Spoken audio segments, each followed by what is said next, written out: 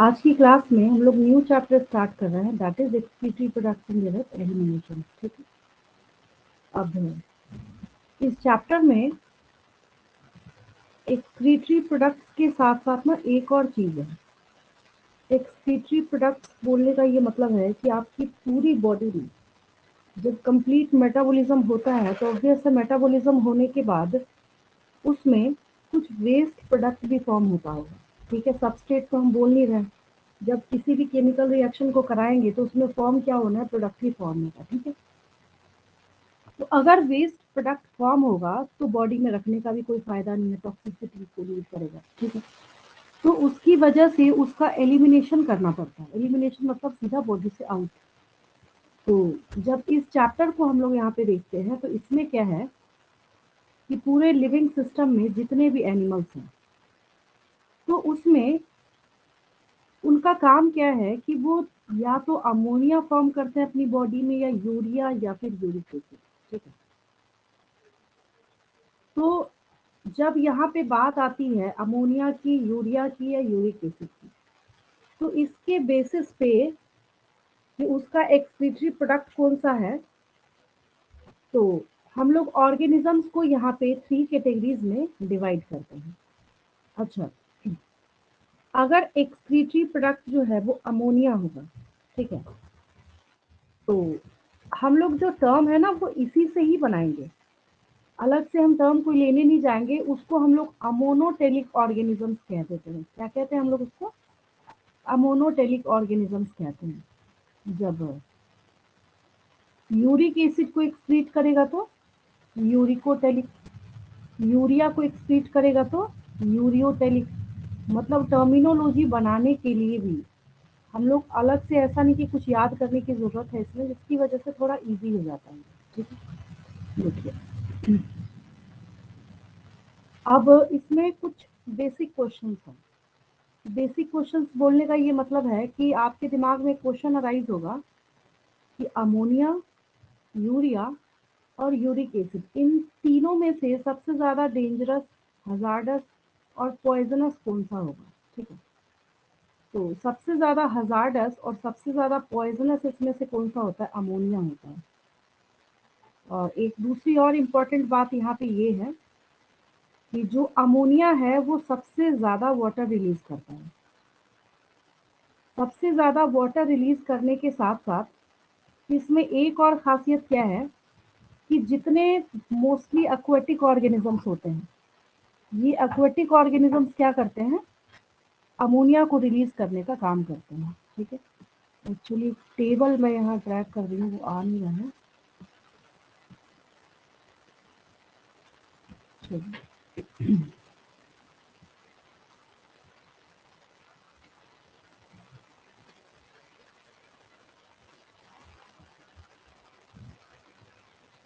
थोड़ा ब्लर है बट मैं समझा देती हूँ।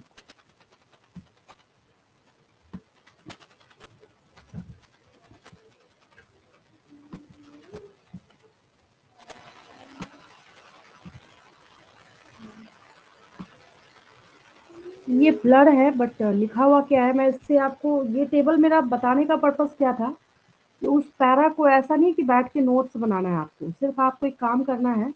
Organisms are basically categorised into 3 categories on the basis of their excretory product. ठीक है, अगर वो अमोनिया एक्सक्रीट करेगा तो अमोनोटेलिक, अगर वो यूरिया एक्सक्रीट करेगा तो यूरियोटेलिक, अगर वो यूरिक एसिड एक्सक्रीट करेगा तो यूरिकोटेलिक। ट्रिक ये है कि अगर हम अमोनोटेलिक के बारे में यहाँ पे बात करते हैं तो अमोनोटेलिक के एग्जाम्पल में आपके पास वैसे ऑर्गेनिजम्स हो जाते हैं जो कि वाटर में रहते हैं। ठीक है, ये एग्जाम्पल्स पे ध्यान नहीं देंगे, मिस्टेक्स है इसके अंदर। अमोनोटेलिक के अंदर जैसे अमीबा है, एक्वेटिक एम्फीबियंस है, ये सब क्या करेंगे? ये सब आपके अमोनोटेलिक होंगे। ठीक है, क्वेश्चन का ये है। देन यूरियोटेलिक है, तो यूरियोटेलिक कौन हो जाएंगे? ह्यूमंस हो जाएंगे। यूरिकोटेलिक की फिर यहाँ पे बात आती है, तो क्या हो जाएगा इसमें? जैसे जितने भी बर्ड्स हैं, लिजार्ड है, इंसेक्ट्स हैं, वो सब क्या करते हैं? यूरिक एसिड को एक्सक्रीट करने का काम करते हैं। ठीक है, तो वही चीज़ देखिए यहाँ पे आपको बताई जा रही है कि अगर आपके पास एक्सेस क्या है, वेस्ट है बॉडी में, तो उसको रिलीज आउट करना उतना ही ज़रूरी है जितना ज़रूरी कि आपका न्यूट्रिशन है, ठीक है। तो अगर एलिमिनेशन होना है इन सारी चीज़ों का, तो एक अमोनिया का होगा, दूसरा यूरिया का होगा और तीसरा किस चीज़ का होगा, यूरिक एसिड का होगा, ठीक है। 3 ही है ये, और भी बहुत सारी चीज़ें आती है, कई लोग बोलते हैं इसको भी इंक्लूड करो, इसको भी इंक्लूड करो, तो बेसिक जो है यहाँ पे। लेकिन हाँ, एक चीज़ है, चाहे किसी भी चीज़ को हम लोग देखें, होगा वो नाइट्रोजनस वेस्ट ही। सब के सब वेस्ट कैसे है, नाइट्रोजनस वेस्ट ही, ठीक है। और जो जैसा मैंने अभी आपको समझाया, अगर आपसे पूछा जाता है कि सबसे ज़्यादा हज़ार्डस और पॉइजनस कौन है, तो अमोनिया इसमें से क्या है, सबसे ज़्यादा टॉक्सिक है, ठीक है। और सबसे ज़्यादा वाटर भी यही रिलीज़ करता है। तो जिसकी वजह से इस लफड़े को ख़त्म करने के लिए ये वाटर ज़्यादा रिलीज़ करेंगे, तो पानी में जो रहते हैं वही ऑर्गेनिज़म्स हैं यहाँ पे। और यूरिक एसिड सबसे कम वाटर रिलीज़ करता है। जैसे आपके घरों में झाड़ू-वाड़ू कभी अगर आपने लगाया हो या फिर ऐसे देखा भी होगा आपने, तो एक होता नहीं है कि व्हाइट पेलेट सा और व्हाइट उस पे मार्क होता है, गिरा होता है जगह-जगह पे। लिज़ार्ड्स वगैरह का जो एक्सक्रीटा होता है, वो यूरिक एसिड के फॉर्म में इतना ज़्यादा वहाँ पे कैसा हो जाता है, कंसंट्रेटेड हो जाता है कि सॉलिडिफाइड फॉर्म में वो बॉडी से बाहर रिलीज होता है, ठीक है। तो हम लोग ऐसा भी बोल सकते हैं कि इसमें मिनिमम लॉस ऑफ वाटर होता है, इसमें जो यूरिकोटेलिक होते हैं। और ह्यूमंस कैसे हैं, ह्यूमंस यूरियोटेलिक है, वो यूरिया को रिलीज करने का काम करते हैं, वो यूरिया को एक्सक्रीट आउट करते हैं, ठीक है। इस पैरा में कोई डाउट किसी को, क्लियर है? Yes ma'am. चलिए आगे देखते हैं।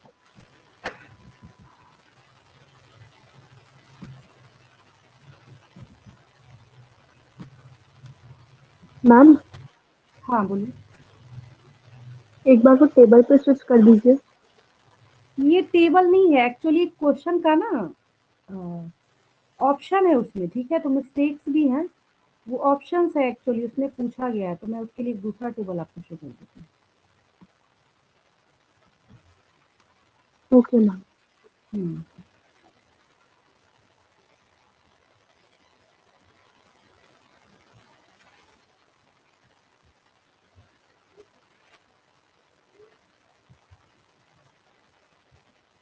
मैम आप ये चैप्टर 19 करवा रहे हैं? हाँ हाँ ठीक है ना, ये तो सबके सिलेबस में है ना। Yes ma'am. ये तो होगा ही, 18 से डायरेक्ट कनेक्टेड है ना, तो मैंने सोचा कि अगर मैं किसी दूसरे चैप्टर को स्टार्ट कराती हूँ, इसका डायरेक्ट कोरिलेशन है, मैं अभी आप पढ़ेंगे तो खुद ही समझ जाएंगे। मैंने सोचा अगर मैं दूसरा चैप्टर स्टार्ट करूँ तो उसके बीच में क्या होगा, आप 18 चैप्टर थोड़ा भूल जाएंगे। 18 चैप्टर अगर थोड़ा मिस होगा तो इसको समझने में फिर दिक्कत आएगी। देखिए ये एग्जैक्टिव है, ठीक है, वो एक्चुअली क्वेश्चन के ऑप्शंस थे, वो मैंने इसलिए शो करा था ना ताकि आपको ये समझ आए कि एग्जाम में ऐसी टेबल फॉर्म करना है। हालांकि इतना इजी तो पूछा नहीं जाता। हाँ, नीट के पॉइंट ऑफ व्यू से आपको कुछ चीज़ें यहाँ पे याद रखनी है। सबसे ज़्यादा यहाँ पे डेंजरस और हजार्डस कौन सा है, अमोनिया है। लीस्ट वाटर कौन रिलीज करेगा, तो यूरिक एसिड करेगा। ह्यूमंस क्या है, तो यूरियोटेलिक है। ये सारी चीज़ें आपको यहाँ पे याद रखनी है, ठीक है। तो यहाँ पे देखिए ये अमोनोटेलिज्म है, यहाँ देखिए लिखा हुआ हाईली टॉक्सिक है। ऑब्वियस है जब ये बीच में है तो इसके मुकाबले, अमोनिया के मुकाबले क्या होगा, ये लेस टॉक्सिक होगा, ठीक है। और यूरिक एसिड जो है ये नॉन टॉक्सिक इसलिए हो जाता है क्योंकि यहाँ पे वाटर रिलेटेड कुछ चीज होती नहीं है, ठीक है। अमोनिया है, अब वाटर के फॉर्म में ही रिलीज होगा, तो ऑब्वियस है कि हाईली सोल्यूबल इन वाटर होगा। पानी में इतने सारे ऑर्गेनिजम्स होते हैं, एक्वेटिक बहुत सारे ऑर्गेनिजम्स जो हैं वो पाए जाते हैं। लेकिन कभी आपने ऐसा तो नोटिस करा नहीं होगा कि हाँ भाई कोई अगर एनिमल है जैसे फिश है या कुछ भी है, तो उसका अगर एक्सक्रीटा है तो वो आपको नजर आ रहा हो, अलग से नहीं दिखता क्योंकि वाटर में कैसा है, सोल्यूबल है, ठीक है। यूरियोटेलिज्म जो है, अब ह्यूमन का जैसे यूरिन है, आपको पता है इसकी सोल्यूबिलिटी भी बहुत अच्छी है पानी में, ठीक है। यूरिकोटेलिज्म की बात हम करते हैं, यूरिक एसिड है, ठीक है, ये नहीं भूलेगा पानी में। तो क्या कंक्लूजन निकला कि अमोनिया और यूरिया दोनों सोल्यूबल हैं और यूरिक एसिड जो है ये सोल्यूबल नहीं है, ठीक है। और फिर वही सारी चीज़ें यहाँ पे बहुत ज़्यादा डाइल्यूटेड फॉर्म है, थोड़ा सा कंसनट्रेटेड होगा। लेकिन हाँ, अगर हम ह्यूमन एक्सक्रीशन की बात करें तो 180 लीटर फिल्ट्रेशन के बाद सिर्फ और मात्र 1.5 लीटर, 1 to 1.5 लीटर ही जो है यूरिन वो एक्सक्रीट आउट होता है। तो अगर उस सेंस में हम बात करें, अभी हम तीनों को कंपेयर कर रहे हैं, लेकिन अगर आप एक बार ऐसे सोच के देखें कि 180 लीटर के फिल्ट्रेशन के बाद मात्र 1.5 लीटर जो है वो बाहर एक्सक्रीट आउट होता है, तब आप सोच लीजिए कि कितना ज़्यादा वो कंसंट्रेशन आपका किडनी करता है। लेकिन यहाँ हम तीनों को कंपेयर कर रहे हैं, ठीक है। और यहाँ पे क्या है, थिक पेस्ट है, सेमी सॉलिड है, तो जिसकी वजह से होता क्या है कि 1 ग्राम जो यूरिक एसिड है वो मात्र 10 ml वाटर जो है वो रिलीज करेगा। अब यूरिया है तो 50 ml अगर वाटर है यूरिन का, ठीक है, तो उसमें मात्र 1 ग्राम यूरिया जो है वो प्रेजेंट है। और ये जो है ये तो 500 ml जब वाटर होगा तो इसमें से मात्र 1 ग्राम अमोनिया जो है वो रिलीज होगा, ठीक है।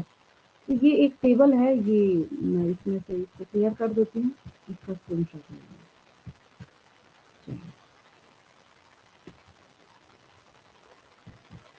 मैम यूरिक एसिड बिल्कुल भी टॉक्सिक नहीं होता? नहीं, ओके। चलिए आगे देखिए। अब जो अभी भी एक्सप्लेनेशन आपने देखा है वही सारी चीजें सेम है। यहाँ पे देखिए, ये एग्जाम्पल्स हैं, और एनसीईआरटी में किसी एग्जाम्पल के जाने का मतलब है कि वो डायरेक्ट आपके नीट का क्वेश्चन बन जाता है, ठीक है। तो मैंने आपको एक ट्रिक बताया था कि अगर आपको अमोनोटेलिज्म समझना है बेसिक तौर पे, क्योंकि बच्चों का ना बार बार एक क्वेश्चन आता है, जैसे अगर सिर्फ इंसेक्ट्स लिख दिया जाए तो फिर एक क्वेरी आती है कि इंसेक्ट्स में तो कुछ इंसेक्ट्स कैसे हैं जो यूरिक एसिड को एक्सक्रीट आउट करते हैं, फिर हम यहाँ पे अमोनोटेलिक के अंदर क्यों पढ़ रहे हैं, तो एक चीज़ आप और याद कर लेंगे कि कुछ ऐसे भी इंसेक्ट्स हैं बहुत सारे, ठीक है, जहाँ पे उनके मेटाबॉलिज्म में वाटर की इन्वॉल्वमेंट जो है बहुत ज़्यादा है, और कुछ इंसेक्ट्स ऐसे भी हैं जो एक्वेटिक हैं, तो उसमें क्या होगा, अमोनिया ही एक्सक्रीट आउट होगा। जैसे एक्वेटिक एम्फीबियंस है, बोनी फिशेज हैं, ये कैसे हैं, ये अमोनिया को एक्सक्रीट करने वाले हैं, ठीक है। ये सारा आपने टेबल में देख रखा है, ये सॉल्युबल है, ठीक है। कैसे होगा ये, तो एक ही तरीका है, बॉडी सरफेस से डिफ्यूजन होता हुआ ये बाहर हो जाएगा अगर अमोनिया को बाहर रिलीज होना है। अब किडनी जो है इसमें कोई सिग्निफिकेंट रोल जो है वो प्ले करता नहीं है, वहाँ पे इसकी कोई ज़रूरत ही नहीं बहुत ज़्यादा रह जाती है, ठीक है। टेरेस्ट्रियल एडेप्टेशन के बारे में अगर हम लोग बात करें, टेरेस्ट्रियल मतलब लैंड पे रहने वाले ऑर्गेनिज्म, ठीक है। तो इन बेचारे के पास मजबूरी ये है कि इनको पता है कि हम पानी में तो रह नहीं रहे, अगर हम लैंड पे रह रहे हैं तो हमें यहाँ पे क्या करना पड़ेगा कि वाटर लॉस से खुद को बचाना पड़ेगा, क्योंकि वाटर एक इम्पॉर्टेंट रोल प्ले करता है आपके बॉडी के मेटाबॉलिज्म में, ठीक है। तो ये नाइट्रोजनस वेस्ट जैसे यूरिया और यूरिक एसिड अगर है तो ये वाटर को एक्सक्रीट आउट करते वक्त इस चीज़ का ध्यान रखते हैं कि बॉडी से ज़्यादा वाटर लॉस नहीं होना चाहिए। अब जैसे अगर हम बात करें यहाँ पे कुछ जैसे टेरेस्ट्रियल एम्फीबियंस हैं, मेरीन फिश हैं, ठीक है, तो ये यूरिया जो है उसको एक्सक्रीट कर सकते हैं। ये क्या है, कंडीशनल है, तभी मैंने बोला था कि हाँ ठीक है, बेसिक जो हम एग्जाम्पल है वहाँ पे लिखते हैं, लेकिन जब कंडीशंस इसमें लगती हैं तो कंडीशन के अकॉर्डिंग इसका जो मोड है वो चेंज हो जाता है। अब देन आगे देखिए, अमोनिया मेटाबॉलिज्म के दौरान प्रोड्यूस होता है, बनता है किसी की भी बॉडी में, वही यहाँ पे जब फर्दर प्रोसेसिंग करेगा तो किसमें कन्वर्ट हो जाएगा, यूरिया में, कुछ एनिमल्स के लिवर में।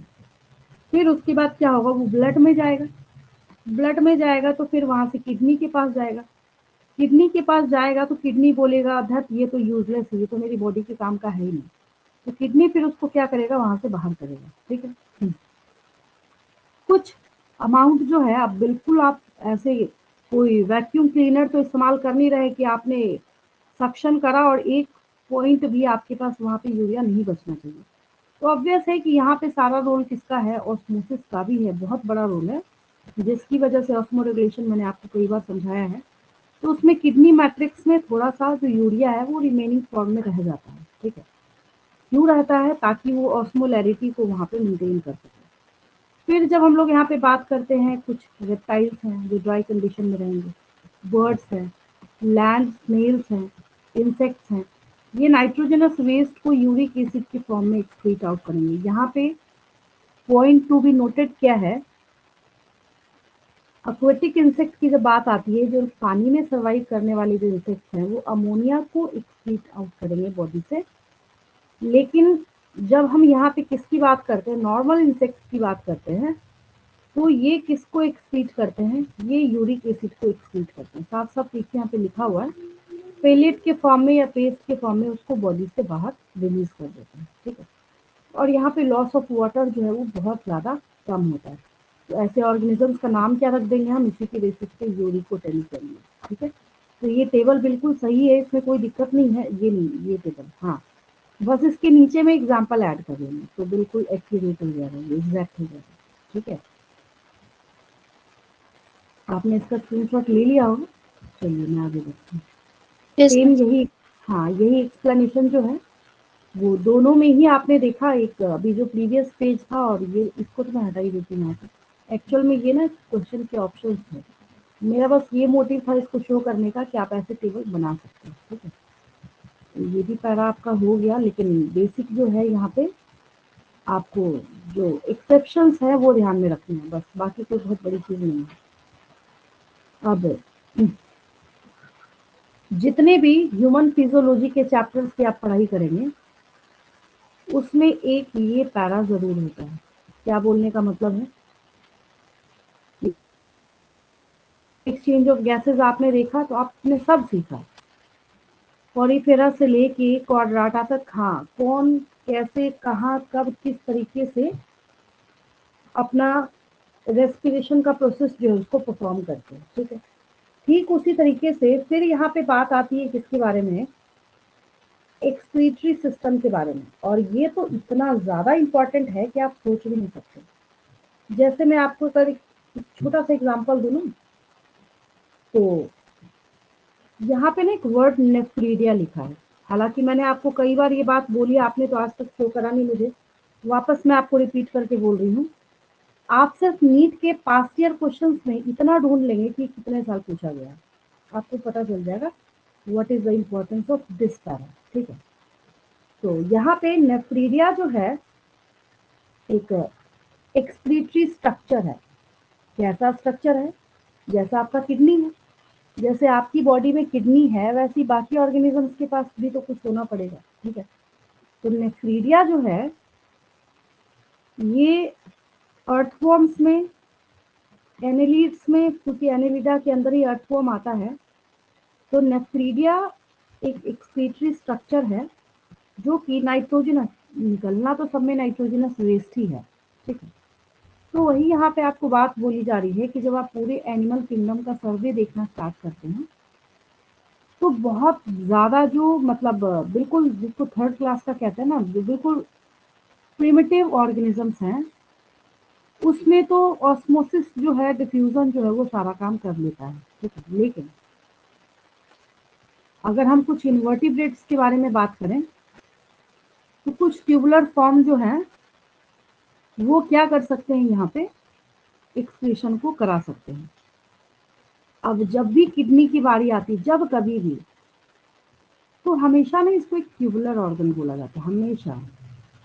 जब कभी भी आपको किडनी का जिक्र हो या किडनी आपको सुनने को मिले, अब इस डायग्राम को देख के तो मुझे नहीं लगता कि किसी बच्चे को इसको ट्यूबुलर बोलने की जरूरत है, इसमें तो कुछ ट्यूब जैसा है ही नहीं। फिर एक क्वेश्चन अराइज होता है, हमेशा हमेशा आप नोटिस करेंगे जब जब भी किडनी का जिक्र आएगा, जब कभी भी होगा, तो हमेशा वहाँ पे एक चीज़ क्या बोली जाती है, ट्यूबुलर ट्यूबुलर ट्यूबुलर, हमेशा ये वर्ड यूज किया जाता है। उसका रीज़न क्या है, सो देखिए।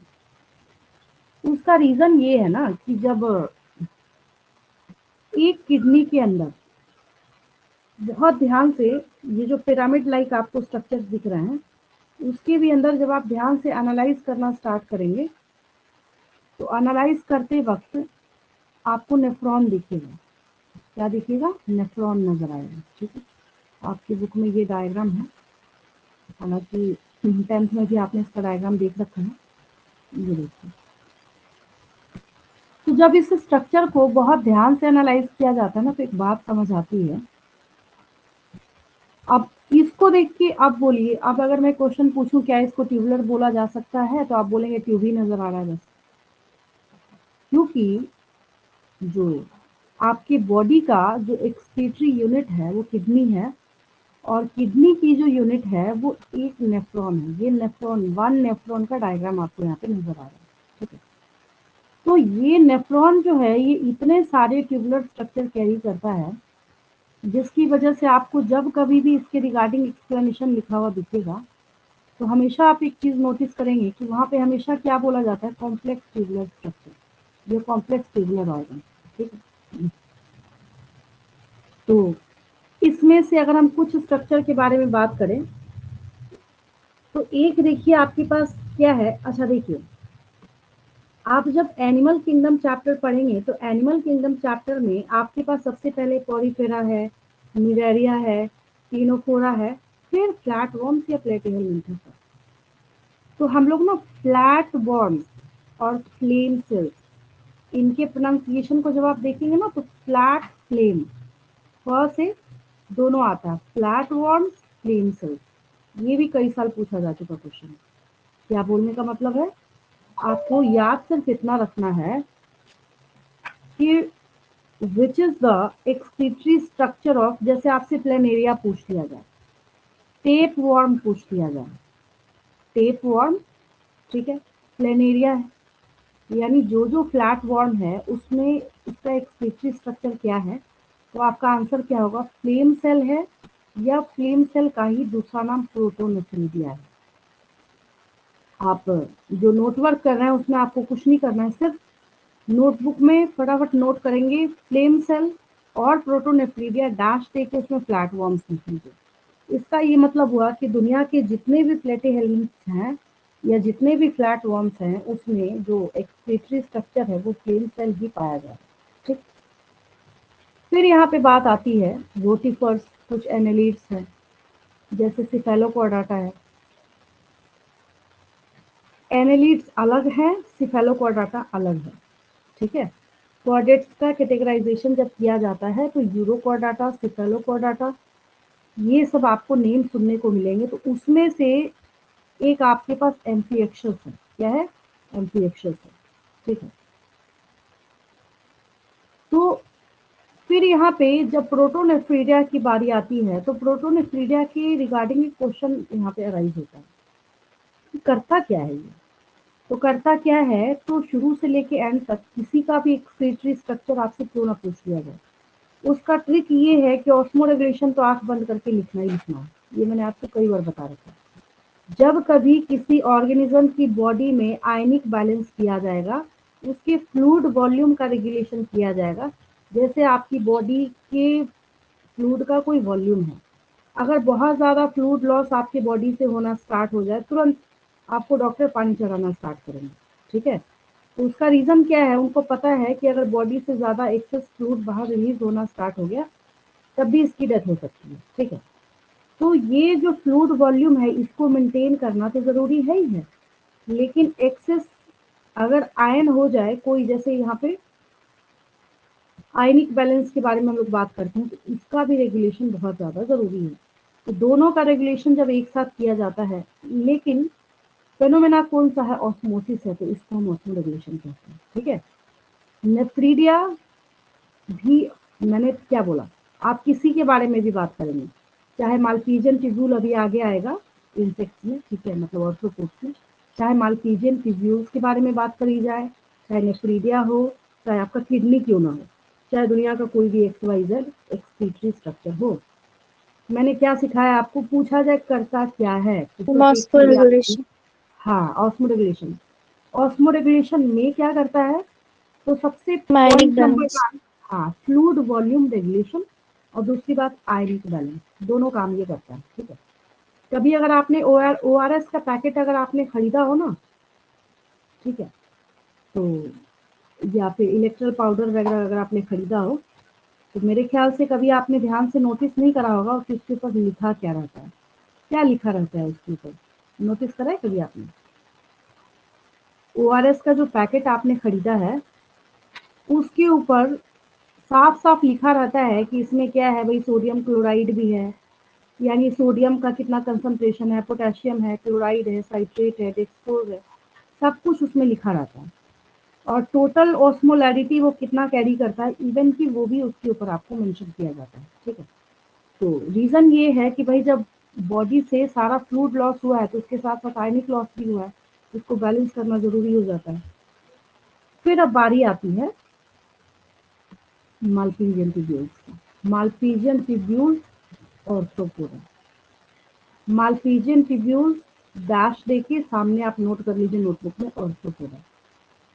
तो मोस्ट ऑफ द इंसेक्ट्स जो हैं यहाँ पे, कॉकरोचेस वगैरह भी हैं, तो ये क्या करेगा, मालपीजियन ट्यूब्यूल क्या करेगा, वहाँ पे एक्सक्रीशन का और ऑस्मोरेगुलेशन का काम करता है। ठीक है, और जब यहाँ पे कुछ इनके अंदर क्रस्टेशियंस और प्रॉन्स वगैरह को हम लोग देखते हैं, तो ये क्या करता है, ये जो एंड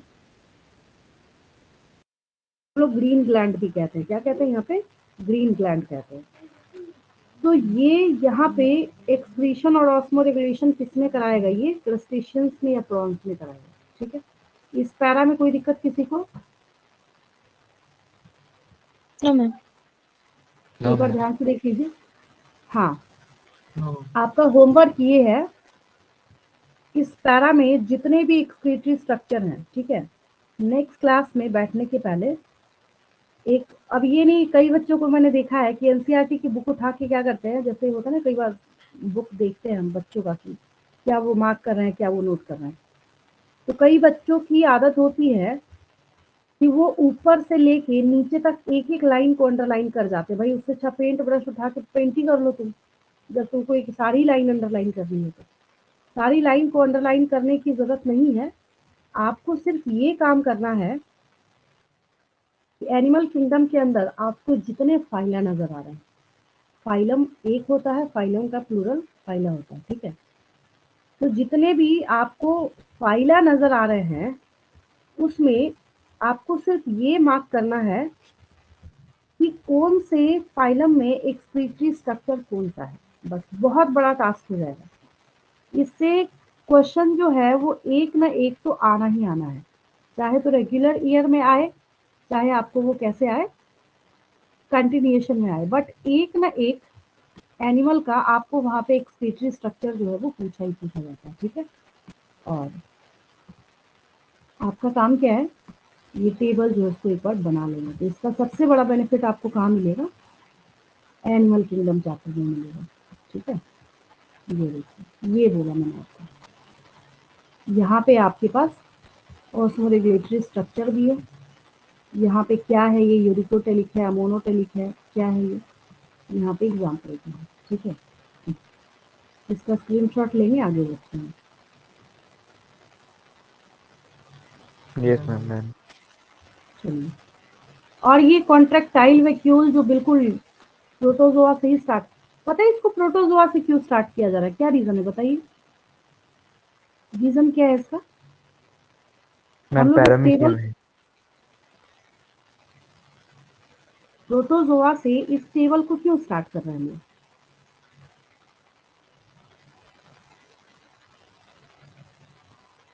अच्छा, मैम प्रोटोजोआ को कहाँ बॉडी पर है? सरफेस मैम से उसके एक्सक्रीशन आगे और तो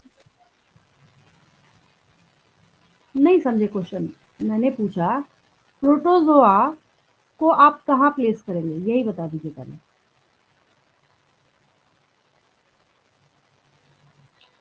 मैम उसके आगे तो किस, एक्सक्रीटरी सिस्टम एब्सेंट होता है। नहीं तो यस मैम। प्रोटोजोआ को आपने किस किंगडम में पढ़ा है? प्रोटिस्टा। ठीक है, तो पहली चीज ये है कि प्रोटोजोआ जो है ये एनिमल किंगडम को बिलोंग ही नहीं करता है। तो मैंने आपसे क्वेश्चन क्या पूछा, फिर ये टेबल यहाँ पे प्रोटोजोआ से स्टार्ट क्यों किया गया है? तो इसका रीजन ये है, शुरू में बाय मिस्टेक ये जो प्रोटोजोआ मैम है इट वाज इसको प्लेस्ड प्लेस इन किया, एनिमल किंगडम। हाँ प्लेस किया गया था एनिमल किंगडम में। ठीक है, फिर बाद में जाके पता चला कि इसको एनिमल किंगडम में तो रखा ही नहीं जा सकता, और जो वैसे भी आपके पास प्रोटिस्टा है वो हेट्रोजेनस किंगडम है, तो जिसकी वजह से इसको उठा के वापस वहीं फेंका गया। प्रोटोजोआ जब आप पढ़ते हैं प्रोटिस्टा में, तो प्रोटिस्टा के सारे ग्रुप्स तो एक दूसरे से क्या है, बिल्कुल ही कंप्लीटली डिस्टिंक्ट है, अलग है, जिसकी वजह से हमने उसको क्या टैग दे रखा है, हमने उसको हेट्रोजिनस किंगडम का टैग दे रखा है हमने उसको, ठीक है। तो वो जब मैं आपको पढ़ा रही थी तो वहाँ पे मैंने आपको कॉन्ट्रेक्टाइल वैक्यूल बहुत समझाया था। जब आप मेरे से बार बार पूछते थे कॉन्ट्रेक्टाइल वैक्यूल का अगर एग्जैक्ट वर्क आएगा तो हम क्या लिखेंगे, तो मैंने बोला ऑस्मोरेगुलेशन लिखेंगे। फिर आप ही ने पूछा था कि अगर एक्सक्रीशन और ऑस्मोरेगुलेशन अलग अलग हो तो क्या लिखेंगे, फिर मैंने बोला ऑस्मोरेगुलेशन लिखेंगे। फिर मैंने आपको समझाया था, लेकिन ज़्यादातर आपको इसका जो क्वेश्चन है वो कैसे लिखा हुआ दिखेगा, एक्सक्रीशन एंड ऑस्मोरेगुलेशन दोनों एक साथ ऑप्शन में होता है, ठीक है। तो जिसकी वजह से ये प्रोटोजोआ जो है वो यहाँ पे लिखा हुआ है। आपको प्रोटोजोआ से स्टार्ट करने की कोई ज़रूरत नहीं है, पोरिफेरा से करेंगे, ठीक है। और इसका रीज़न क्या है प्रोटोजोआ मेंशन क्यों है यहाँ पे, क्योंकि कुछ लोग इसको अभी तक बोलते हैं कि नहीं, हम तो ऐसा ही मानेंगे कि जो एनिमल किंगडम है उसके इवोल्यूशन में इसका बहुत बड़ा कंट्रीब्यूशन है, क्योंकि इसका एक भी मेंबर जो है वो ऑटोट्रॉफिक नहीं पाया जा सकता। सब के सब क्या है, एक्सक्लूसिवली हेट्रोट्रॉफिक है, ठीक है। अब आगे चलूँ मैं। Yes ma'am. अब देखिए, अब यहाँ से इंटरेस्टिंग हो जाएगा। अब जो पीछे था वो तो वो पार्ट ऐसा है कि आपको याद होना ही चाहिए, उसमें कहीं कोई डिस्काउंट नहीं है, रिलैक्सेशन नहीं है, कुछ समझना नहीं है, कोई फिजियोलॉजी नहीं है। मतलब अगर आपसे मैं पूछूं कि व्हाट इज द या फिर name the excretory structure in cockroach, तो उसमें कोई रिलैक्सेशन डिस्काउंट नहीं, आपको याद होना ही चाहिए मल्टीजन की गोली। मैम ये बोलने का मतलब एल्सीजन जूस। हाँ, वो उसमें कुछ नहीं किया जा सकता इसका वैसे टॉपिक का, जहाँ पे आपको उस चीज़ को रिकॉल करके रखना है, ठीक है। लेकिन हाँ, यहाँ से जिसके पास जितना कॉन्सेप्ट है वो उतना ज़्यादा इंटेलिजेंट है। सारी चीज़ें अब यहाँ से समझने वाली आएंगी, कुछ बेसिक चीज़ को छोड़ के। क्या लिखा है वो आप भी लिख सकते हैं, कैसे, सो देखिए। यहाँ पे स्टेटमेंट दिया जा रहा है, वो स्टेटमेंट आप खुद अपना बनाइए। ये ह्यूमन का एक्सक्रीटरी सिस्टम है। तो आप इस डायग्राम को देख के बोल सकते हैं कि human excretory system contains pair of kidney, yes और नो, है इसके पास, यस मैम। ठीक है। और यूरिनरी ब्लैडर, मतलब जो स्टोर करेगा यूरिन को, और जो एक्सटीरियरली जो ओपन होगा दैट इज यूरेथ्रा, हो गया। तो ह्यूमन एक्सक्रीटरी सिस्टम के पास क्या है, किडनी है पेयर में, फिर यूरिनरी ब्लैडर है जो यूरिन को स्टोर करेगा, किडनी से जो पाथवे या जो पैसेज यूरिन लेके जाएगा यूरिनरी ब्लैडर तक उसको हम यूरेटर कहते हैं, और यूरिनरी ब्लैडर से जो यूरिन को आउट करेगा अर्ग होने पे वो यूरेथ्रा है, ठीक है। सवाल ये उठता है कि किडनी जो है, क्योंकि किसी भी चैप्टर को आप देखें, चाहे मैंने आपको breathing and exchange of gases पढ़ाया तो मैंने आपको सब बताया वहाँ पे, जैसे जब बारी आई थी लंग्स के बारे में, तो मैंने आपको बोला कि आपका जो लंग्स है वो ऐसा दिखता है, लंग्स के सामने स्टर्नम है, पीछे वर्टिब्रल कॉलम है, साइड में रिब्स है, लोअर साइड में डायफ्राम है, याद आया। ठीक यस उसी मैम। तरीके से किसी भी बॉडी पार्ट की जब आप पढ़ाई करेंगे तो उसके पूरे सिचुएशन को, उसके पूरी पोजीशनिंग को आपको वहाँ पे देखना पड़ता है, ठीक है। कैसा दिखता है, ये रेडिश ब्राउन कलर का दिखता है। और ये देखिए जैसे बीन आप खाते हैं, बीन शेप्ड स्ट्रक्चर है, ये बताने वाली बात ही नहीं, ये आप बचपन से पढ़ते आ रहे हैं। कैसा स्ट्रक्चर है, ये बीन शेप्ड स्ट्रक्चर है, ठीक है। अब यहाँ पे ना इसकी पोजीशनिंग की बारी आती है, ये देखिए, मतलब ये और ये, हमने दोनों किडनी को एक लेवल में पहले किया, और आखिर ये किस किस के बीच में प्रेजेंट है, तो ये आपको ऐसे समझ आएगा जब आपको वर्टिब्रल कॉलम में शो करेंगे, ठीक है। तो हवा में बोलने से तो कुछ होना नहीं है।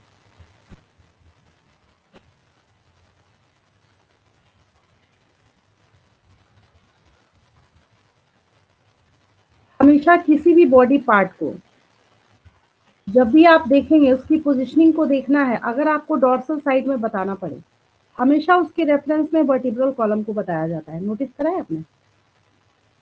मैम क्योंकि बैक क्योंकि साइड में ऐसे। बैक साइड में वही है, इसलिए किसकी पोजीशनिंग नहीं है।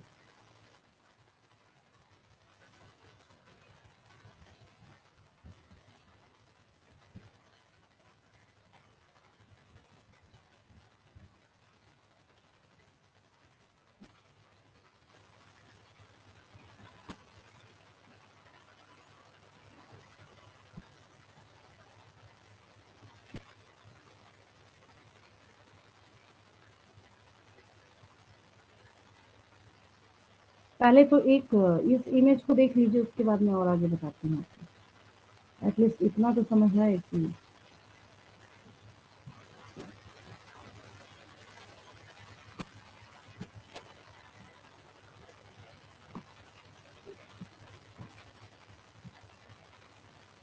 ये जो वर्टिब्रल कॉलम है बैक साइड में आपका एक साथ नहीं होता, ये रिप्रेजेंटेटिव डायग्राम है, पहले ही मैं बता देती हूँ आपको, ठीक है।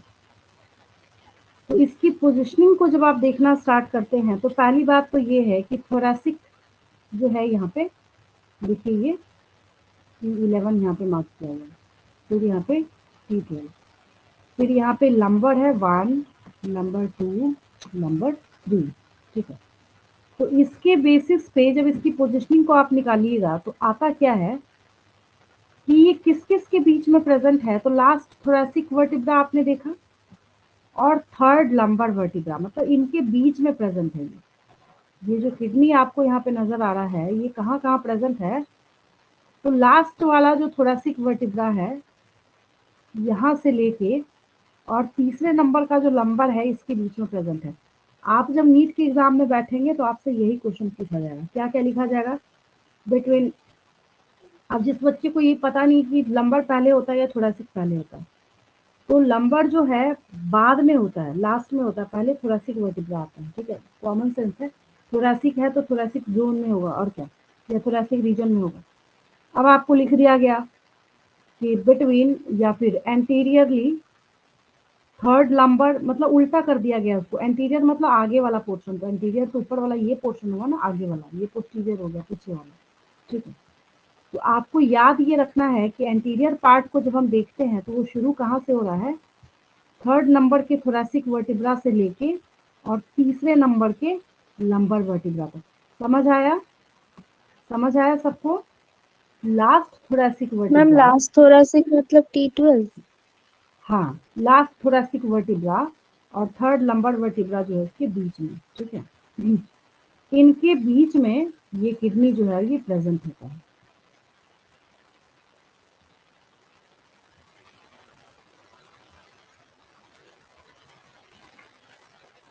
मैम एक डोर्सल और एक वेंट्रल साइड में होता है ना? डॉर्स, देखिए किडनी की पोजीशनिंग जब आप देखेंगे ना, ठीक है, तो किडनी जो है ये पोस्टीरियर एब्डोमिनल वॉल के साथ लगा हुआ है। अच्छा, तो आपने कभी किसी पेशेंट को देखा है, मतलब सुना है जिसकी किडनी की सर्जरी हुई है, सुना है कभी आपने, किसी ने सुना है या देखा है? सर्जरी, सर्जरी देखने की मैम बात नहीं कर सुना रही, है मतलब मैम, वैसे। देखा नहीं। हाँ, तो जिसकी सर्जरी हुई है तो उससे पूछिएगा कि सर्जरी उसकी किधर से हुई है, फ्रंट साइड से हुई है, बैक साइड से हुई है, उससे मैम बैक पूछिएगा से तो वो होती है। हाँ, कहाँ से होती है, बैक साइड से। जब भी इसकी सर्जरी होगी, ठीक है, इसकी बैक से होती है। रीजन ये है, रीजन ये देखिए, पोस्टीरियर, पोस्टीरियर मतलब लोअर पार्ट में है, posterior abdominal wall lateral to the vertebral column, lateral to the vertebral column बेचारा तो बीच में है ना, अब उसके बीच में कहाँ घुसेगा वो, उसके साइड में ही जाएगा, ठीक है। तो ये जो है ये किडनी की आपकी पोजीशनिंग है, बैक साइड में होता है। किधर होता है, बैक साइड में होता है। और आप हमेशा नोटिस कर रहे हैं हर एक किडनी की डायग्राम में ऊपर नीचे ज्यादा नहीं, थोड़ा सा यहाँ पे क्या है, स्लाइटली इसको अप एंड डाउन करके दिखाया जा रहा है। अब बहुत कम बेचारा 19-20 का फर्क करेगा तो क्या दिखेगा आपको, कुछ नहीं। तो उसका रीजन ये है कि जो राइट किडनी है ना, स्लाइटली लेफ्ट किडनी से नीचे है। लेकिन हाँ, अब आप बोलेंगे स्लाइटली है तो इतना ज्यादा क्यों दिखाया जा रहा है, ताकि आपको समझ आए और क्या, इसलिए दिखाया जा रहा है। राइट वाला जो किडनी, किसी भी किडनी के डायग्राम को आप नोटिस करेंगे, देखिए कोई सा भी, हाँ आपकी बुक में तो ऐसे बना हुआ है बराबर सा, ये देखिए ये नीचे है, ये थोड़ा ऊपर है, ये थोड़ा सा ऊपर जा रहा है, ये थोड़ा नीचे जा रहा है, ठीक है। तो रीजन ये है कि राइट साइड वाला, ये राइट है, ये याद आया, ये राइट है। जो यस आपके हाथ की लेफ्ट साइड आपको दिख रही थी, इस बंदे का, इस पर्सन का फ्रंट व्यू है ये, ठीक है। तो हमें बस पोजिशनिंग सीखनी थी इसकी, आपको बस इतना याद रखना है कि लास्ट थोरैसिक से लेके थर्ड लंबर के बीच में ये रन करता है, ठीक है। और हर एक किडनी के बारे में जब हम लोग देखें तो एवरेज है ये, ठीक है। तो 10 से 12 सेंटीमीटर लंबाई होगी इसकी, मतलब 12 सेंटीमीटर का आपका एक स्केल आता है ना, इतना लंबा, ठीक है। और इसका विड्थ कितना हो जाएगा, 5 to 7 सेंटीमीटर। थिकनेस जो है इसकी वो हो जाएगा वो 2 से 3 सेंटीमीटर। और वेट जो है इसका एवरेज 120 से 170 ग्राम होता है, ठीक है। अब सवाल ये उठता है कि जब आप किडनी को ध्यान से देखें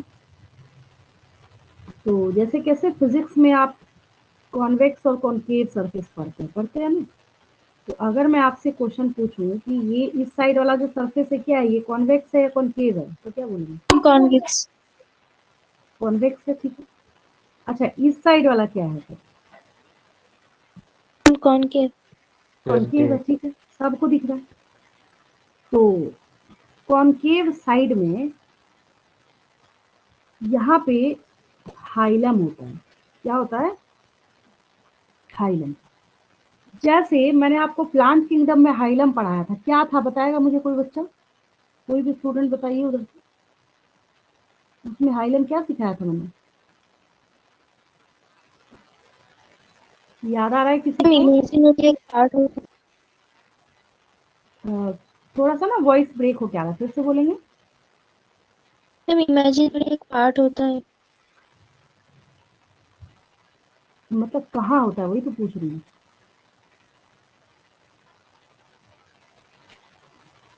मतलब बायो के किस स्ट्रक्चर में, बॉटनी में, प्लांट्स में हाइलम सुना है आपने?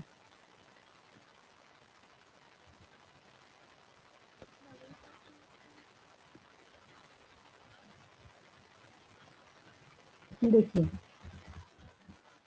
जब हाइलम के बारे में हम लोग बात करते हैं, ठीक है,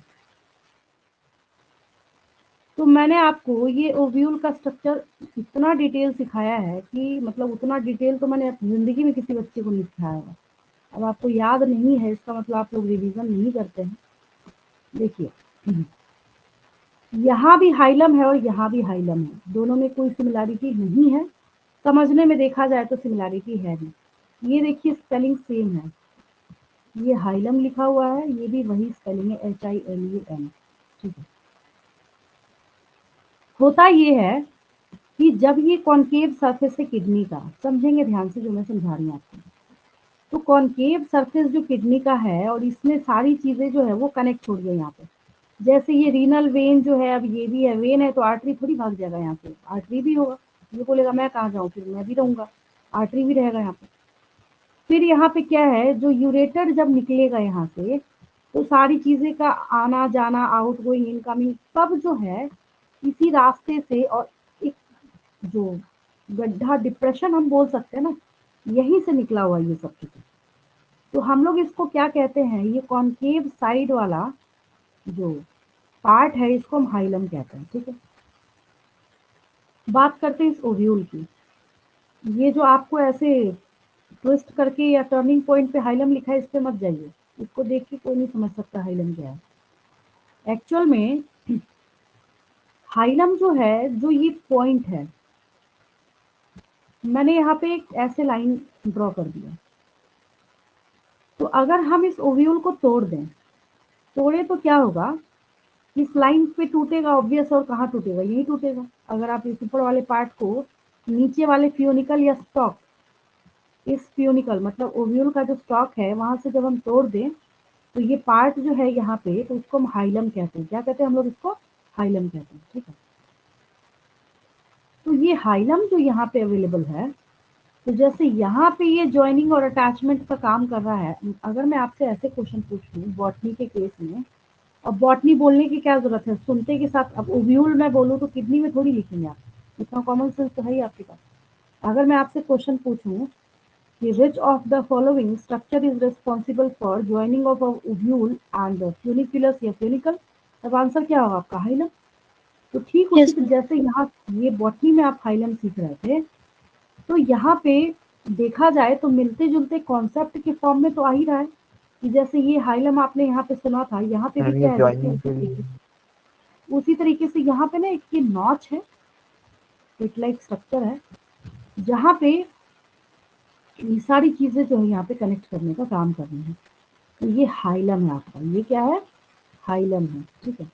वही देखिए यहाँ पे आपको स्टेटमेंट दिया जा रहा है, क्या, टुवर्ड्स द सेंटर भी बोल सकते हैं या इनर कॉन्केव सरफेस भी बोल सकते हैं।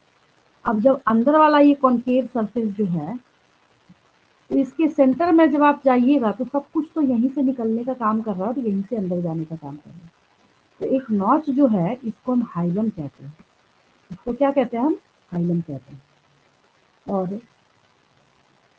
यही वो हाइलम है। अब आपसे एग्जाम में आप बैठे होंगे, आपसे क्वेश्चन पूछा जाएगा, name the structure through which ureter blood vessels and nerves enter, ठीक है।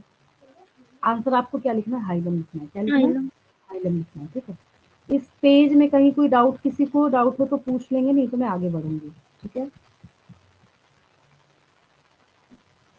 क्लियर है बिल्कुल। Yes ma'am. चलिए पहले कुछ क्वेश्चन का आंसर देंगे फटाफट, उसके बाद मैं आगे बढ़ती हूँ, ठीक है। वर्टिब्रल कॉलम के रेस्पेक्ट में किडनी की पोजीशनिंग बताएंगे। Ma'am lateral. Last thoracic cavity to हाँ आगे बोलिए, ठीक है, third वेरी गुड। number. हाँ ठीक है, वेरी गुड, ये लिखना है आपको अगर पूछा गया आपसे तो, ठीक है। अगर आपसे पूछा गया मेजरमेंट ऑफ किडनी तो क्या बोलेंगे, length, ma'am 10 12 to 10 to 12 centimetre. Width 5 to 7. 2 to 6। और थिकनेस 2 to 3.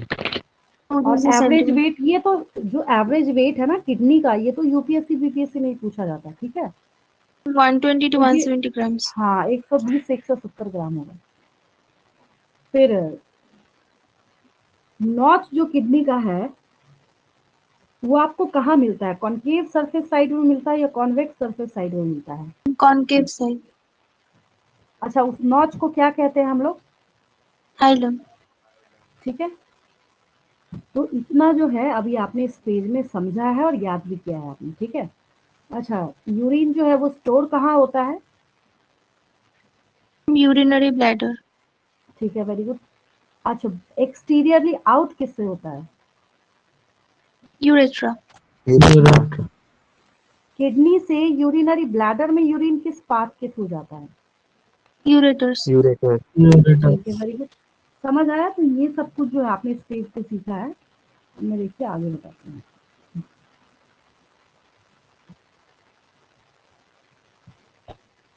अब एक बार हाइलम समझने के बाद ना जो एक्सप्लेनेशन है वो पूरा का पूरा अब जाएगा, कहाँ जाएगा सो भी समझ लीजिए ध्यान से। बचपन से अभी तक ना जब जब आपने किडनी का जिक्र पढ़ा होगा, सुना होगा, तो हमेशा आपने नेफ्रॉन नेफ्रॉन नेफ्रॉन पढ़ा है। लेकिन दिक्कत क्या है कि नेफ्रॉन जो है वो कैसे, कहाँ, किस तरीके से प्रेजेंट है ये नहीं पता आपको, ठीक है। इसको समझने में बच्चों को दिक्कत आती है। तो यहाँ जब बात करी जाती है हाइलम के बारे में, तो जैसे ही आप किडनी में हाइलम से इन करेंगे, ठीक है, जैसे ये एक स्ट्रक्चर है, हेल्प लेंगे हम लोग समझने के लिए।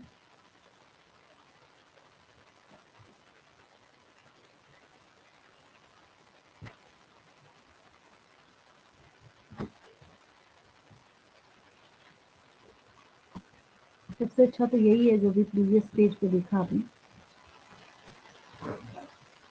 बस इसको यहाँ थोड़ा सा क्रॉप कर देते हैं।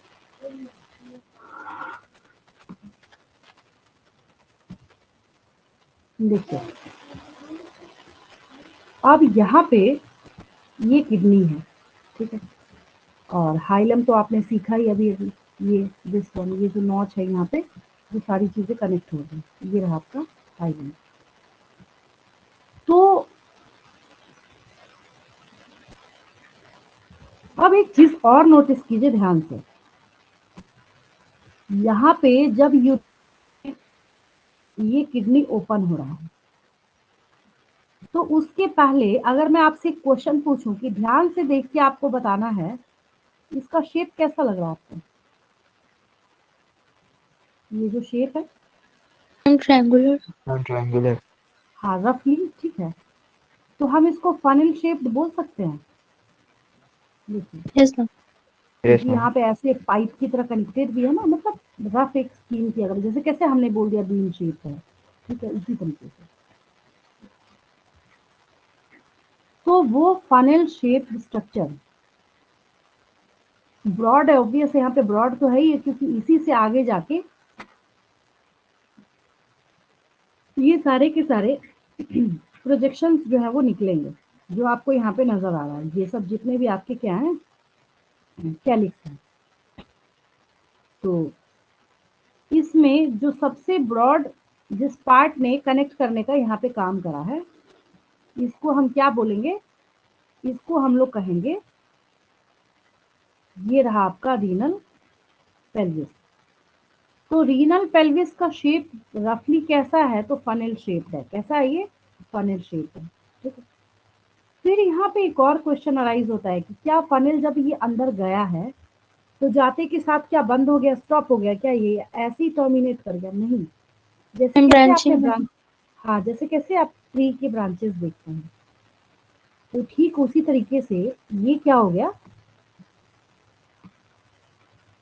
ये देखिए पहले ये ब्रांचिंग, फिर ये और ज्यादा ब्रांच में यहाँ पे ओपन हो गया, फिर ये ब्रांचिंग, फिर ये ब्रांचिंग, फिर ये ब्रांचिंग, फिर ये ब्रांचिंग, फिर ये ब्रांचिंग, ये और ज्यादा यहाँ पे क्या हो रहा है, ये ब्रांचेस में ओपन हो रहा है।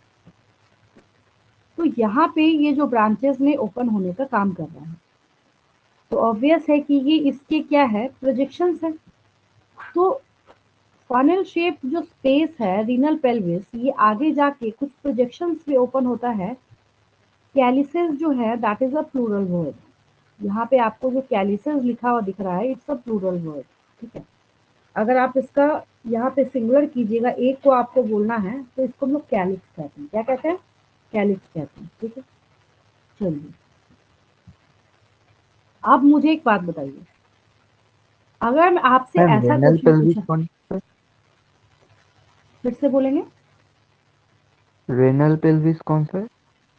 देखिए, अगर आपसे क्वेश्चन पूछा जाए कि name the joining structure between ureter and kidney, तो क्या बोलेंगे, रीनल पेल्विस, क्या बोलेंगे, ये रीनल रेनल पेल्विस। अब पेल्विस। आया समझ में, ये जो बैक साइड में ये जो फनल शेप्ड स्ट्रक्चर चल रहा है, यहाँ से लेके अंदर तक ऐसे फनल शेप्ड स्ट्रक्चर जो गया है, that is the renal pelvis, ठीक है। फिर ओके ये मैम। आगे जाके कुछ प्रोजेक्शंस में ओपन हो गया ये, ठीक है, जिसको हम लोग कैलिक्स कहते हैं। क्या कहते हैं हम लोग, अब जब ये कैलिक्स यहाँ पे सबसे पहले ओपन हुआ है ना, तो इसको हम लोग मेजर कैलिक्स कहते हैं। ये और ब्रांच बनाना चाहता है आगे जाके, तो हम इसको माइनर कैलिक्स बोलेंगे। जब ओपन हुआ है तो मेजर कैलिक्स, और जब ये और ज्यादा आगे जाके ब्रांच बना रहे, ये मेजर माइनर आपके बुक में तो लिखा नहीं है, आसान है इसलिए मैं बोल दे रही हूँ आपको, ठीक है। उतना ज्यादा आपको कॉम्प्लिकेट करने की जरूरत नहीं है, इतनी सी बात याद रखनी है। ये रीनल पेल्विस जो है आगे जाके कुछ प्रोजेक्शंस में ओपन हो रहा है, that are known as calyces, और अगर आप इसका सिंगुलर करेंगे तो वो कैलिक्स हो जाएगा। अब समझ आया, ठीक है। अब भाई यस किडनी मैम। बेचारा 180 लीटर फिल्ट्रेशन का काम करता है, तो ऑब्वियस टफ तो होना पड़ेगा इसको। तो इसका जो आउटर सरफेस है या आउटर लेयर है ना, वो काफी टफ कैप्सूल का बना हुआ है, ठीक है। और किडनी के अंदर दो इसके, उसके लिए मैं आपको एक दूसरा डायग्राम शो करती हूँ। किडनी के अंदर जब बेसिक देखा जाए ना, तो दो मेजर जोन्स इसके पास प्रेजेंट होते हैं। एक है आपके पास कॉर्टेक्स, और एक आपके पास क्या है, मेडुला है। देखिए,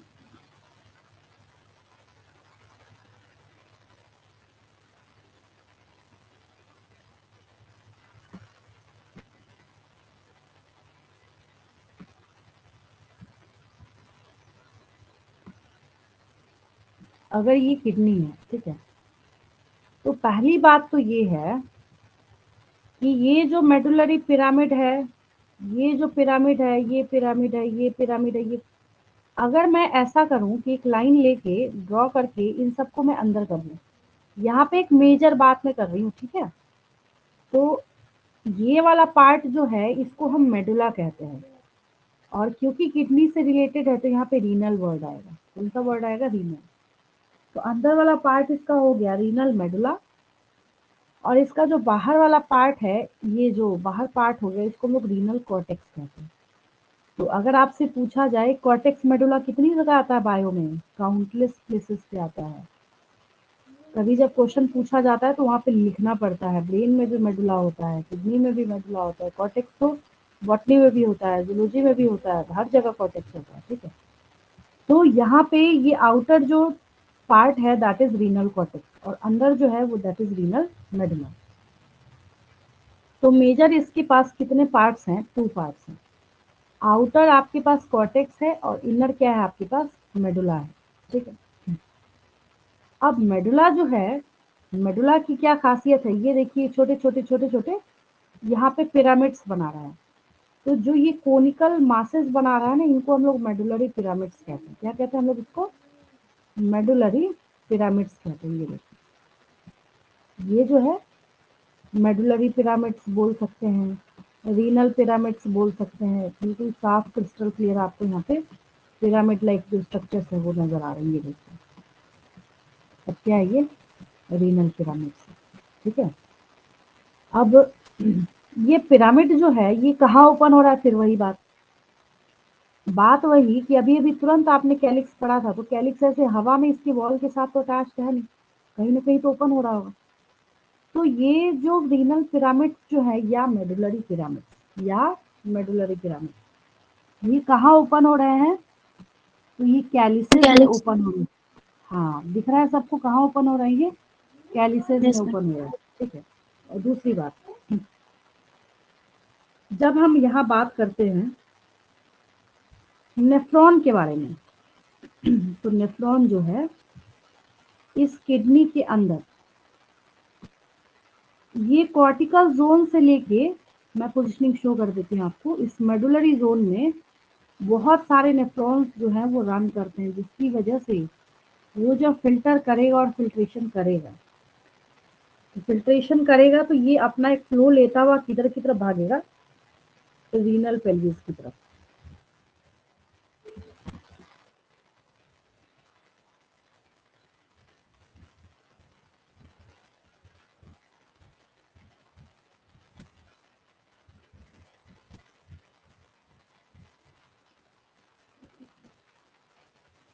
देखिए,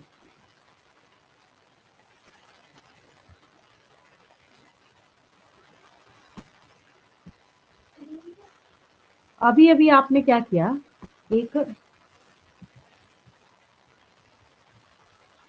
किडनी का स्ट्रक्चर देखा, ठीक है। और उस किडनी के स्ट्रक्चर में ये है, इसकी तरह चलेगा।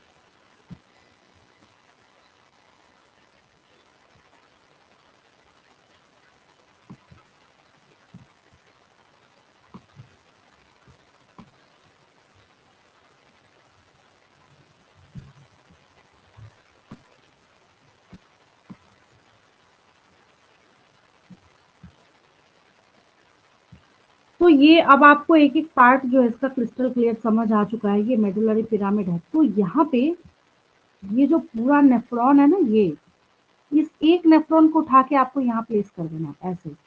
तो ये सारे ऐसे ऐसे ऐसे ऐसे मिलियंस के नंबर में यहाँ पे क्या है, ये सारे नेफ्रॉन्स जो हैं वो प्रेजेंट है, ठीक है। तो इस तरीके से पोजिशनिंग होती है, क्योंकि आगे जाके मैं ये भी आपको समझाने वाली हूँ कि जब आप नेफ्रॉन की पोजिशनिंग देखना स्टार्ट करेंगे, तो ये नेफ्रॉन जो है कैसे किस तरीके से किडनी में अपनी पोजिशनिंग को इसने एक्वायर करके रखा हुआ है, ठीक है। यहाँ तक समझने में कोई दिक्कत किसी को? यहाँ तक क्लियर है? Yes ma'am. अब देखिए, एक और नीट का क्वेश्चन आ रहा है आपके पास। आप इस किडनी के स्ट्रक्चर को जब ध्यान से देखेंगे, ध्यान से मतलब बहुत ध्यान से, ठीक है। इसके लिए एक और दूसरा इमेज आपको देखना पड़ेगा। तो इससे अच्छा आप इसी को देखिए, इससे भी अच्छा आप एक और मैंने आपको इमेज दिखाया था, ये इसमें भी नजर आ ही रहा है। देखिए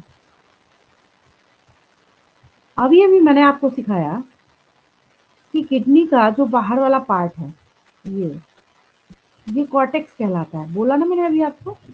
यस मैम। अब मुझे आप एक बात बताइए, क्या ये कॉर्टेक्स जोन में जो पाए जाने वाले टिश्यूज हैं ये क्या दोनों मेडुलरी पिरामिड्स के बीच में नहीं जा रहे क्या? Yes ma'am. Yes ma'am. जा रहे हैं, ध्यान से देखिए, ये जा रहे हैं ना ये। यस तो मैम। इसका जो पार्ट, किडनी का जो पार्ट सारे मेडुलरी पिरामिड्स के बीच में यहाँ पे जा रहा है और बीच में यहाँ पे रन कर रहा है, ठीक है। तो ये बीच में जो यहाँ पे रन कर रहा है और ये पार्ट जो जा रहा है इसको हम वीनल कॉलम या कॉलम्स ऑफ बर्टीनी कहते हैं। पहली बात तो यही नहीं समझ, बच्चों को समझ नहीं आता, नीट के एग्जाम में साफ सीधा सा क्वेश्चन है, पास में ढूंढ लेंगे आपको मिल जाएगा, सीधा सीधा साफ साफ क्वेश्चन पूछा जाता है कि columns of Bertini are concerned with liver, kidney, stomach, lung, तो किसको टिक करेंगे? किडनी के साथ। किसके साथ है? किडनी के साथ, ठीक है। दूसरी बात यहाँ पे ये है कि जो आपके पास यहाँ पे कॉर्टिकल जोन है या कॉर्टेक्स वाला जो हिस्सा है, तो ये अच्छा एक और क्वेश्चन कि columns of Bertini are the part of medullary region of kidney, cortical zone of kidney, both medullary and cortical zone of kidney, तब क्या टिक करेंगे? मैम किसका बोथ। एक्सटेंशन? बोथ किसका कॉर्टेक्स। एक्सटेंशन ने क्वेश्चन देखिए, मैम कॉर्टिकल क्वेश्चन, कॉर्टिकल। हाँ सिर्फ ये पूछा जा रहा है आपसे कि एक्चुअली मैं एक है बार क्या ये क्वेश्चन तो, मतलब क्वेश्चन में ये पूछ रही हूँ columns of Bertini are the extensions of, अगर सिर्फ मैं इतना लिखूं तब क्या आंसर होगा? कॉर्टिकल से। ठीक है, लेकिन मैं तुरंत आंसर बदल दूंगी। कैसे? अगर मैंने क्वेश्चन पूछ लिया कि the positioning of columns of Bertini is in the cortical region in the medullary region, तब क्या हो जाएगा? Ma'am medullary region. In the है या नहीं? मेडुलरी देखिए रीजन। आंसर बदल गया क्वेश्चन के हिसाब से, क्योंकि यस मैम। अभी पढ़ाई जब आपने स्टार्ट करी थी तो मैंने आपको साफ साफ क्रिस्टल क्लियर बताया कि हम यहाँ पे अगर हम लाइन ऑफ डिमार्केशन डालते हैं तो इसके बाहरी हिस्से को हम कॉर्टिकल जोन बोलेंगे और अंदर वाले पार्ट को हम मेडुलरी जोन बोलेंगे। तो इस हिसाब से अगर देखा जाए यहाँ पे तो ये बीच वाला जो मेडुलरी जोन है उसी में पड़ रहा है ये, ठीक है। तो ऐसे आपको समझना है यहाँ पे कॉलम्स ऑफ बर्टीनी क्या कहते हैं हम लोग इसको, कॉलम्स ऑफ बर्टीनी कहते हैं। ये काफी रियल पूछा जा चुका क्वेश्चन है और पूछा भी जाता है। रीजन ये है कि ये बच्चों को थोड़ा कंफ्यूजिंग लगता है, ये कंफ्यूजिंग पार्ट यहाँ पे लगता है, ठीक है। आगे बताऊं मैं? Ma'am nephrons are present in between. देखिए नेफ्रॉन के पोजीशनिंग की जब हम लोग बात करेंगे तो ये आपको तब समझ आएगा, जैसे देखिए एक आपकी एनसीईआरटी बुक का ये नेफ्रॉन मैम का वो डायग्राम रेनल देखिए। पिरामिड के अंदर प्रेजेंट होता है। क्या बोल रहे हैं? मैम नेफ्रॉन्स क्या रेनल पिरामिड के अंदर प्रेजेंट होता है?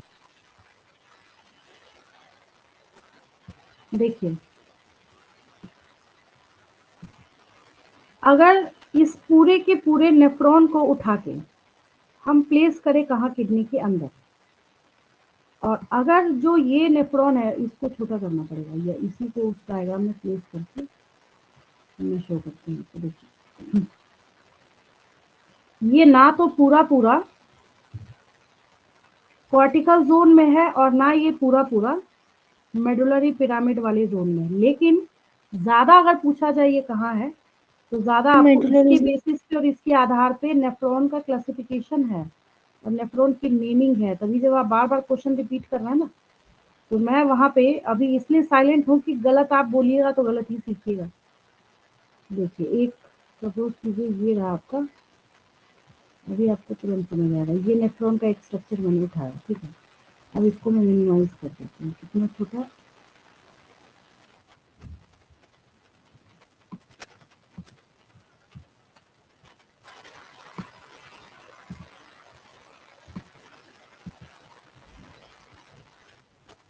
अगर मैं ये जो भी लेबलिंग वेबलिंग हटाइए इससे कोई मतलब नहीं, इसको मैंने हटा दिया ऐसे, ठीक है। और इसको उठा के इतना छोटा मैंने किया, ये आया आपका, इसको मैंने यहाँ प्लेस कर दिया। दिखा कहाँ प्लेस किया मैंने? यहाँ पे नजर आ रहा है या नहीं आ रहा? कुछ ज्यादा छोटा हो गया, मैम पिरामिड में।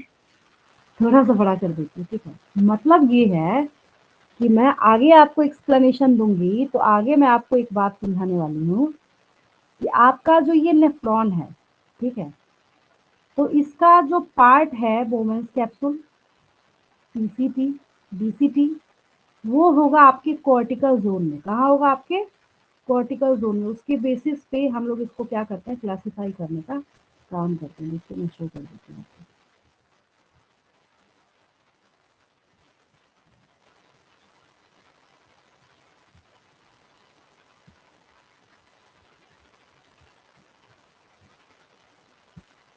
देखिए, अगर आप नेफ्रॉन के पहले पार्ट्स पता है आपको, देखिए सबसे पहली चीज तो ये है कि जब आप किडनी के स्ट्रक्चर को देखते हैं, नेफ्रॉन को ही देखते हैं, ये है। तो सबसे पहले बेसिक और मोटे तौर पे अगर मैं बताऊं आपको, जबकि आपने बताया ये सबने ये चैप्टर स्कूल में पढ़ा हुआ है, तब भी ये गोल है चैप्टर आपका, है ना? देखिए समझिए इसको ध्यान से। ये जो आपके पास वन नेफ्रॉन है, क्या है ये? वन नेफ्रॉन है, ठीक है। बिल्कुल बेसिक और मोटे तौर पे, क्योंकि आगे मुझे वैसे भी सब कुछ पढ़ाना है, तो अभी टाइम वेस्ट करने को फायदा नहीं है, फटाफट समझिए। ये रहा आपका बोमेंस कैप्सूल। वोमेन्स कैप्सूल से ये जो सुपर कॉइल्ड स्ट्रक्चर है, इसको बोलेंगे पीसीटी। जो ऐसे नीचे ये जो हेयर पिन लाइक स्ट्रक्चर, जैसे जुड़े उड़े में जो पिन लगता है ना, ये हेयर पिन ऐसा होता है ना, हेयर पिन लाइक जो स्ट्रक्चर है उसको कहेंगे हेनलेस लूप। और उसके बाद एक और यहाँ पे ऐसे कॉइल्ड स्ट्रक्चर है, इसको कहते हैं डीसीटी, ठीक है। अब DCT। देखिए, सब याद हुआ सबको? Women's yes ma'am. Capsule, PCT, Henle's loop, DCT, और कलेक्टिंग डक्ट तो खैर है ही आवाज में, ठीक है।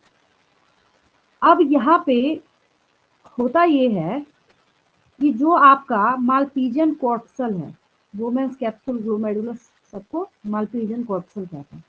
तो मतलब ये वोमेन्स कैप्सूल वाला पार्ट है, पीसीटी वाला पार्ट है, और डीसीटी वाला पार्ट है। मतलब अगर मैं इस नेफ्रॉन को यहाँ से ऐसे काट दूं, ये, और इसको काटने के बाद मैं ये करूं कि यहाँ पे ये किडनी वाला मेडुला बना दूं, ठीक है।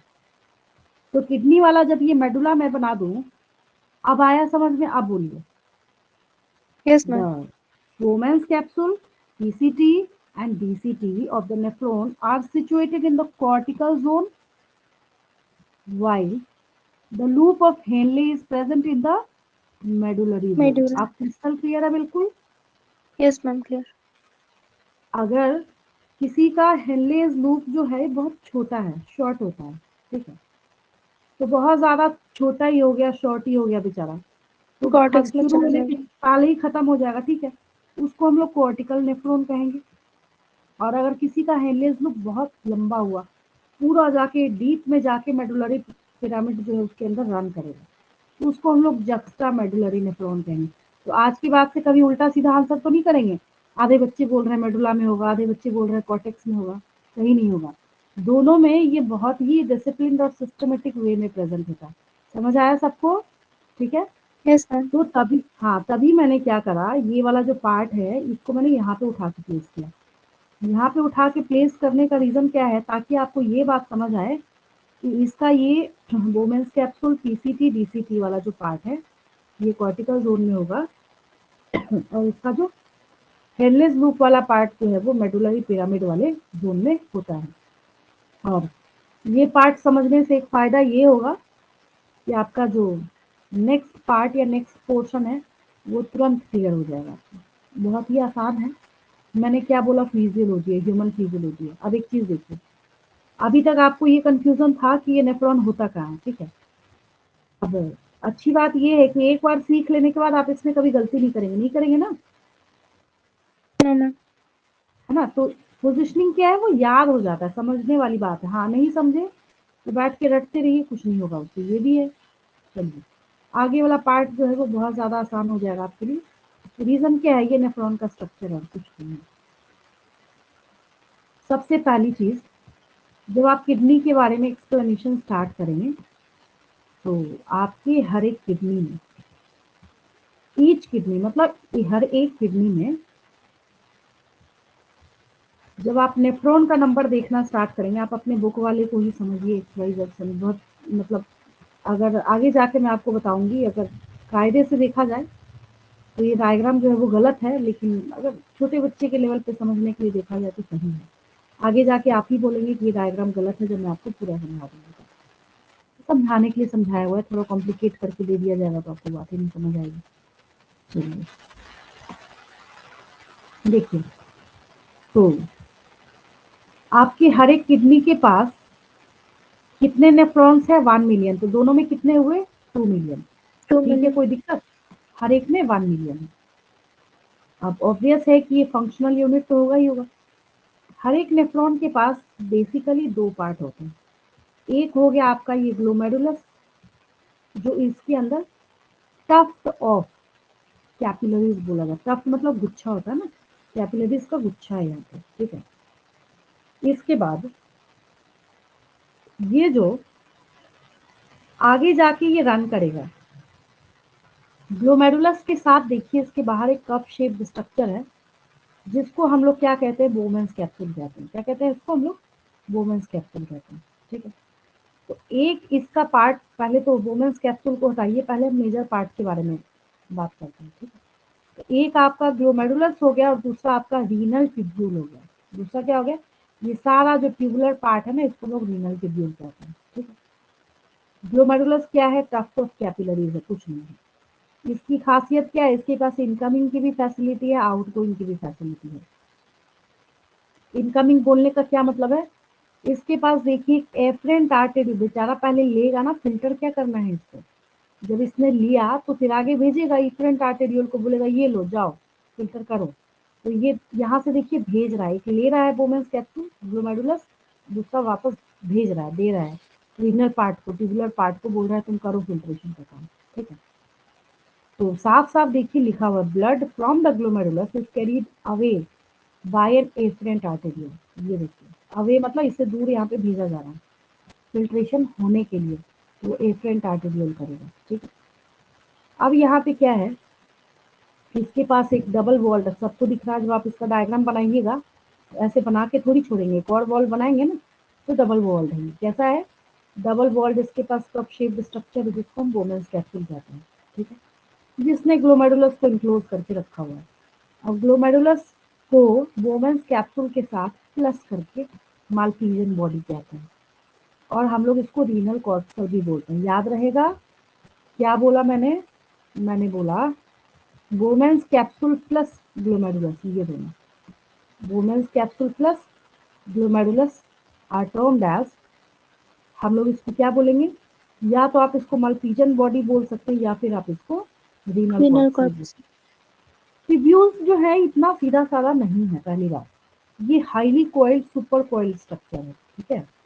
ये जो आपको यहाँ पे दिख रहा है, हाँ, समझने के पर्पज से या समझने के पॉइंट ऑफ व्यू से अगर आपको देखना है, बिल्कुल बेसिक लेवल की अगर हम बात करें, सिर्फ इतनी बात याद रखिए, डायरेक्ट जो एक्सटेंडेड पार्ट है इस वुमेन्स कैप्सूल का, दैट इज पीसीटी, याद रहेगा, proximal convoluted tubule, the tubular part which is in direct contact with women's capsule, क्या बोलेंगे?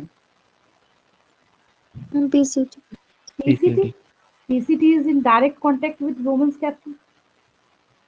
जब आप ड्राइंग करेंगे ना, तो ड्राइंग करते वक्त कोई भी बच्चा क्या करता है, इसको पहले ऐसे ऊपर से नीचे की तरफ खींचेगा खींचेगा, ठीक है। तो सही में इसको हम descending limb of Henle loop कहते हैं। फिर आप ड्राइंग करते फिर यहाँ से यू घुमा के ऐसे ऊपर जाइएगा, तो असेंडिंग होगा। आप सही में हाथ चढ़ता हुआ भी बना रहे हैं, इसको असेंडिंग है।